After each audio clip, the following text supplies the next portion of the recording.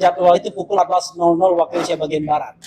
Nah, sesuai dengan tradisi tim ini, maka nanti kesempatan pertama prinsipal yang akan menyampaikan sesuatu, dan kemudian sedikit ahli yang dibawa. Ada dua ahli yang dibawa, Profesor Tono Saksono dan kemudian Ridho Rahmadi PhD. Hanya begini, kawan-kawan semua, sekedar sedikit pengumuman. Di sini ada 3 prinsipal. Nah, 1 prinsipal memang masih terikat dengan tim yang lain, tapi 2 prinsipal sesungguhnya fully di sini. Jadi kalau misalnya ada informasi yang mengatakan bahwa Rismon masih terikat dengan tim yang lain, itu sudah diklarifikasi. Ya, begitu teman ya. Mudah-mudahan saya nggak ditolak. Tiba-tiba nggak benar katanya. Oke, untuk kesempatan pertama, RRT Roy Suryo. Silakan Mas Roy. Ya. Baik, terima kasih. Assalamualaikum warahmatullahi wabarakatuh. Ya, hari ini terima kasih Mas Refri. Saya bersama Bala RRT, ya gitu. Ini barisan pembela RRT. Siang ini kita akan speed sedikit sebelum nanti masuk ke gelar perkara khusus. Jadi artinya nanti saya singkat aja. Di dalam apa yang ingin saya sampaikan adalah kita juga dalam rangka menangkis atau menangkal tolak bala. Kalau dalam bahasa pewayangannya itu tolak bala. Tolak bala itu menolak kejahatan. Jadi saya nanti juga akan mempresentasikan ini analisis ijazah 99% palsu dan juga penegasan tentang pasal 32 dan 35, di mana isinya saya nggak akan sebutkan di sini detail ya, tapi intinya adalah saya akan cerita soal siapa yang membuat gaduh itu, ya Jokowi di awal ya. Kemudian siapa-siapa yang malah ini ada penjelasan detail pasal 32 dan 35, kebetulan saya dulu yang ikut serta membuatnya juga. Kemudian juga saya terangkan tentang kalau Sigit Sunarta itu sah karena dia adalah dekan kehutanan yang kemudian menampilkan ijazah pertama kali. Tapi kemudian yang banyak tidak sah adalah penampilan dari Dian Sandi Utama di Twitter, kemudian kebohongan Andi Aswan dengan Joshua Sinambela di 2 kali tayangan Rakyat Bersuara tanggal 19 dan 25 November. Kemudian juga analisis dari Topi Merah ya tentang logo UGM yang kemudian logonya itu jadi rusak gara-gara Andi Aswan dan Joshua. Kemudian juga analisis histogram, kemudian sampai kepada analisis ELA dan sebagainya. Nah, kesimpulannya, karena nanti Dr. Rismon dan Dr. Riva juga masih akan menambahkan. Nah, jadi intinya adalah begini. Ya, intinya adalah kausa primanya adalah justru Jokowi. Kemudian saya menjelaskan bahwa kami-kami ini, bertiga ini disebut telah melanggar pasal 32 dan 35 Undang-Undang ITE, telah melakukan rekayasa perubahan, membuat dapat diaksesnya dan sebagainya. Itu semua kami tolak karena kami tidak melakukan rekayasa apapun. Ya, intinya kami melakukan analisis. Hasil dari analisis itulah hasil dari software atau program. Nanti detail Bang Rismon juga pasti akan menyampaikan. Justru mereka lah kayak Andi Aswan, Joshua Sinambela yang harusnya kena.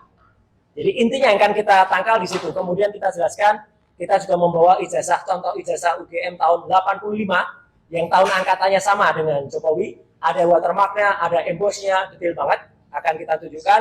Kemudian ada ijazah pembanding yang kita tampilkan di mana ini kalimat yang sangat legendaris. Ijazahnya Jokowi itu mencotot ya keluar. Kemudian logonya Pateng Pletot ya gitu. Selain cotot logonya Pateng Pletot. Kemudian kami juga menjelaskan bukti primary evidence yang kami periksa bertiga. Waktu itu skripsi Jokowi tidak ada nama, tidak ada dosen pengujian, tidak ada lembar pengujiannya. Nama Profesor Dr. Insinyur Ahmad Kasmujo juga sudah profesor, padahal beliau masih dokter saat itu, dan tidak ada nama Profesor Dr. Ahmad Sumitro, maaf, koreksi, Profesor Dr. Ahmad Sumitro yang sudah profesor, padahal waktu itu masih dokter. Kemudian nama Pak Kasmujo yang tidak ada. Intinya tidak ada lembar pengujian yang sangat penting. Skripsi yang tidak diuji berarti juga tidak lulus. Kemudian yang tidak lulus berarti ijazahnya 99,9% palsu. Saya kira itu aja.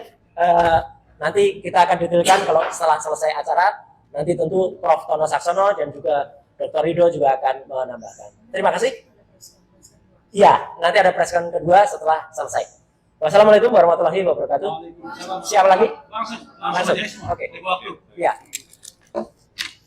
Untuk informasi, terima kasih rekan-rekan media. Dan sebagai statement awal saya, ya, bahwa kami ingin membuktikan pada gelar perkara khusus ini bahwa semua yang kami lakukan adalah analisa dan kajian ilmiah. Itu confirm dari kami, oleh karena itu kami mengundang ya 2 orang ahli, Profesor Tono Saksono dan Dr. Ridho Rahmadi, ya, untuk memberikan pandangan-pandangannya bahwa semua operasi atau semua kajian yang terkait dengan digital image processing maupun AI atau neural networks itu semua berdasarkan kajian ilmiah yang terparameterisasi, artinya terukur berdasarkan parameter-parameter yang umumnya dalam persentase.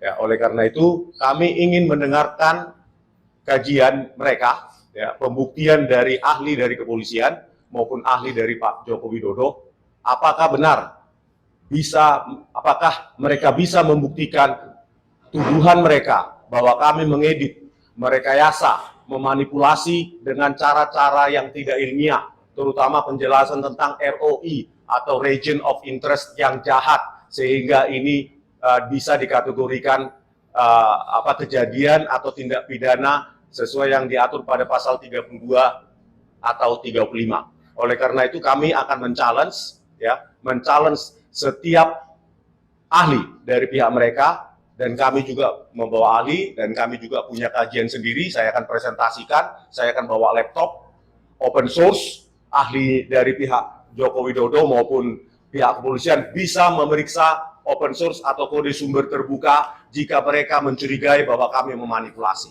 Oleh karena itu, ya, ini sebagai pembelajaran kita. Ya, demokrasi kita tidak boleh dipasung hanya karena hasil kajian itu tidak menyenangkan pihak penguasa. Ini sangat penting karena ini batu ujian bagi demokrasi kita.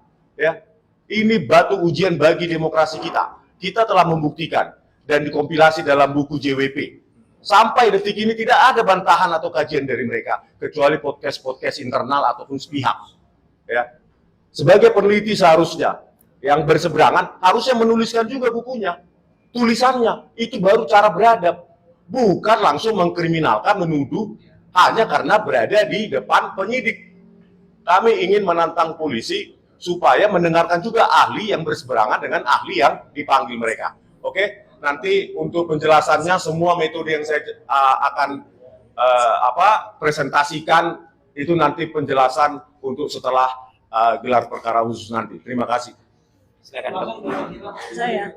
Baik, bismillahirrahmanirrahim. Assalamualaikum warahmatullahi wabarakatuh.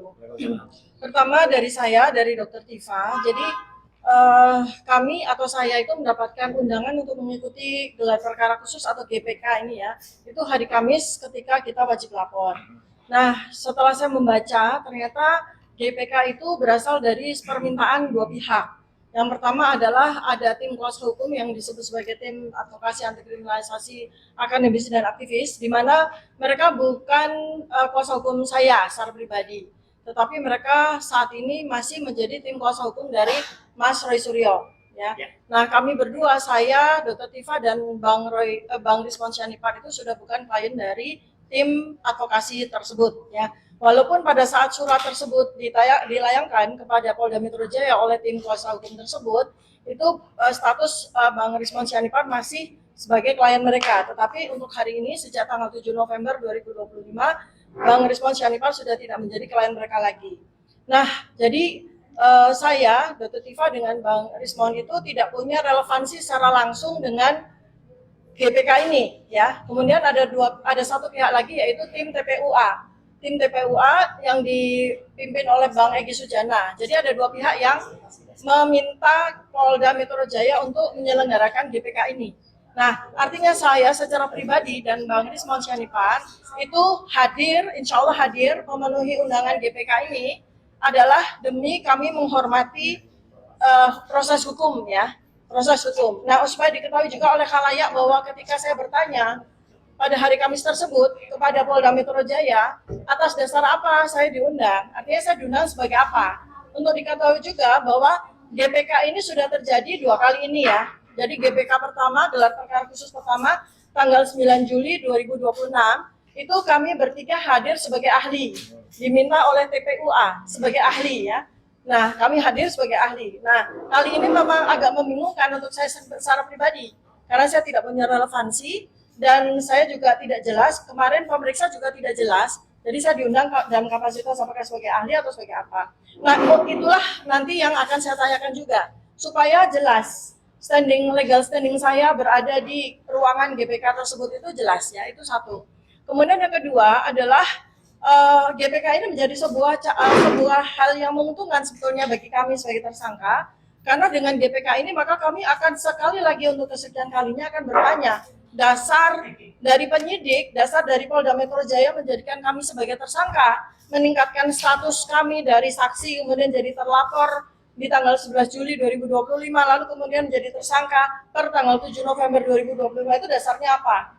Karena kami sama sekali tidak melakukan tindak pidana apapun, tidak punya mens rea apapun, tetapi kami dituduhkan dengan pasal berlapis-lapis yang sangat tinggi konsekuensinya secara hukum ya. Nah kemudian berikutnya lagi adalah supaya diketahui halayak ya, bahwa sejak kami menjadi saksi, kemudian menjadi terlapor, lalu kemudian menjadi tersangka setelah 7 bulan ini, lokus dan tempus ya dari peristiwa yang dituduhkan kepada kami itu berubah-ubah.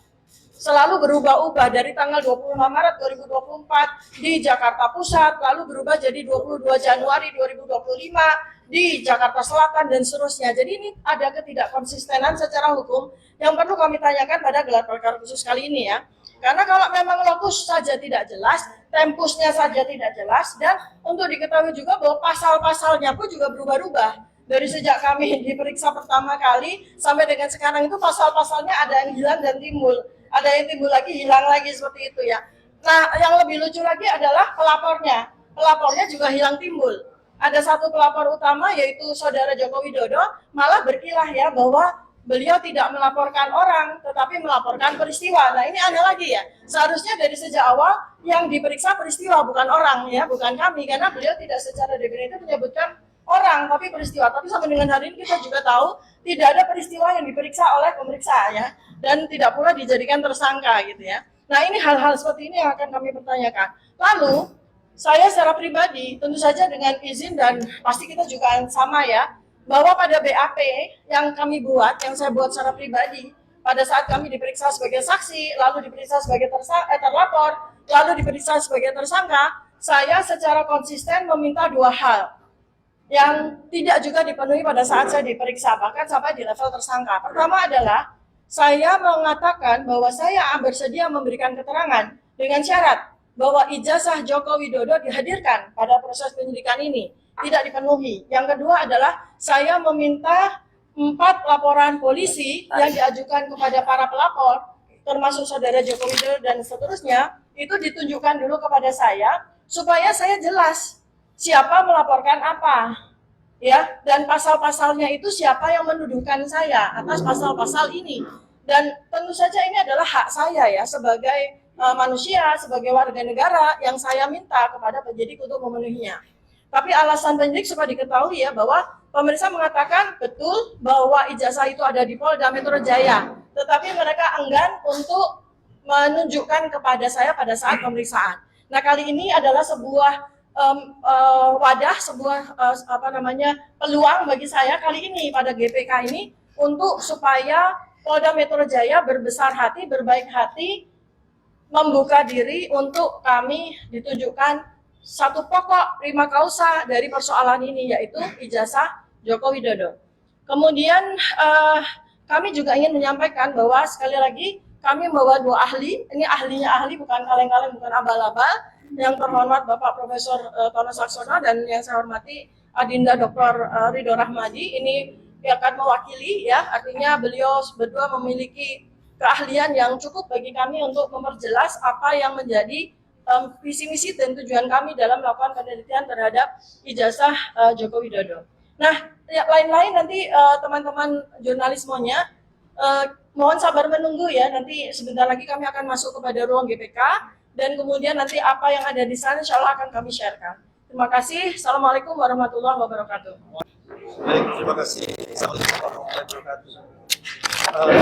Pertama, saya merasa sangat terhormat. Saya dijadikan dianggap sebagai ahli ya, gitu ya. Keahlian saya sebetulnya adalah dalam bidang fotogrametri. Fotogrametri itu adalah foto, grametri itu adalah pengukuran. Nah, pengukuran itu, foto itu bisa saja foto atau dokumen ya. Nah, fotogrametri atau itu. Dan saya sudah memiliki pengalaman belasan tahun dalam sebagai akademisi dan belasan tahun sebagai praktisi. Saya bekerja di industri ya, jadi bukan cuma akademisi teoritis gitu aja ya. Jadi saya teoritis dan praktisi juga, belasan tahun itu masing-masing. Nah, di samping itu saya adalah kebetulan generasi yang mengalami pendidikan pengukuran dokumen yang tadi itu dalam mode analog maupun digital. Jadi insya Allah kalau memang dituntut bahwa apa yang dilakukan oleh RRT ini harus dilakukan secara analog, insya Allah saya bisa melakukannya. Cuman harus diperhatikan bahwa harus dicatat bahwa peralatan pengukuran fotogrametri dengan cara analog itu sekarang sudah tidak ada lagi. Di seluruh dunia tidak ada. Termasuk di Indonesia. Sudah di-scrap. Itu maknanya apa? Maknanya adalah analisis secara digital itu sudah sepenuhnya dapat menggantikan proses analisis secara analog. Itulah sebabnya saya merasa sangat yakin sekali apa yang dilakukan oleh trio RRT ini sudah memenuhi kaidah-kaidah saintifik yang sangat akuntabel dan reliable gitu. Jadi salah satu buktinya adalah misalnya mereka melakukannya dengan tidak dengan satu metode saja, melakukannya dengan beberapa metode yang itu semuanya saling memverifikasi. Itu adalah satu kaidah saintifik yang sangat reliable. Terima kasih. Baik, Assalamualaikum warahmatullahi wabarakatuh. Saya singkat saja. Jadi hari ini saya memenuhi undangan sebagai saksi ahli, sebagai kapasitas saya seorang akademisi, juga seorang yang mendalami AI sejak dari S1. Posisi saya juga sekarang sebagai seorang direktur Politeknik AI PIB di Yogyakarta. Jadi kemarin saya sempat sudah menyampaikan dalam narasi yang saya buat bahwa yang dilakukan oleh Dr. Tiva, Dr. Rismon, juga Dr. Roy Suryo, terutama dalam bukunya Jokowi's White Paper, itu adalah sebuah kerja ilmiah dengan pendekatan ilmiah yang bisa dipertanggungjawabkan, walau dengan style yang masing-masing berbeda. Pak Roy Suryo dengan style sains populernya, kemudian Dr. Rismon yang lebih ke technicality-nya, kemudian juga Dr. Tiva yang sangat saintifik, sangat standar seperti jurnal-jurnal internasional, kira-kira begitu. Jadi saya menyiapkan secara spesifik, ini ada anotasi terhadap seluruh kode dari yang disampaikan oleh Dr. Rismon di buku tersebut. Anotasi ini tujuannya adalah untuk mempermudah orang yang non-technical, ya, masyarakat umum, untuk memahami lebih mudah lagi apa sih yang dilakukan sesungguhnya oleh baris-baris program yang dibuat oleh Dr. Rismon. Sekaligus ini untuk menegaskan bahwa di mana sih bagian edit yang dituduhkan, ya, dan segala macam ini bisa membuktikan. Jadi sejauh ini kita sudah ambil satu analisis dari setiap 9 analisis ya. Jadi ada 9 bagian analisis, kami ambil masing-masing analisis itu satu source code. Nanti rencananya kami akan melengkapi sampai 28 source code, gitu, insya Allah. Kemudian khusus yang Dr. Tiva, nanti kita akan sampaikan beberapa literatur review. Paling tidak di sini ada 30 literatur review yang secara saintifik memperkuat bangunan analisis neuropolitika yang dilakukan oleh Dr. Tiva. Bahkan ada kebaruan, ya, yaitu menggunakan data-data dari mikroekspresi. Itu menggunakan istilah teknisnya ada face action coding system. Ini yang dilakukan Dr. Tiva yang seharusnya menurut saya itu mendapat apresiasi. Dan kalau di luar sana, di sains negara maju itu biasa saja. Contohnya tahun 2024 itu yang memperoleh Nobel Prize bidang fisika sama sekali bukan fisikawan, tapi seorang ilmu komputer. Ya. 2 orang yang mendalami ilmu komputer yang membangun deep learning. Ataupun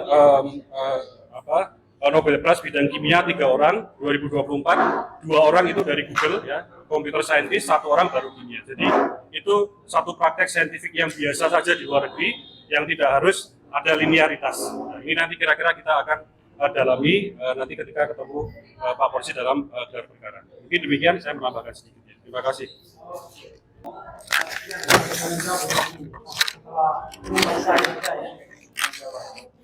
Mudah-mudahan semuanya lancar, nanti pukul 14.00 kita masuk ya. Itu saja.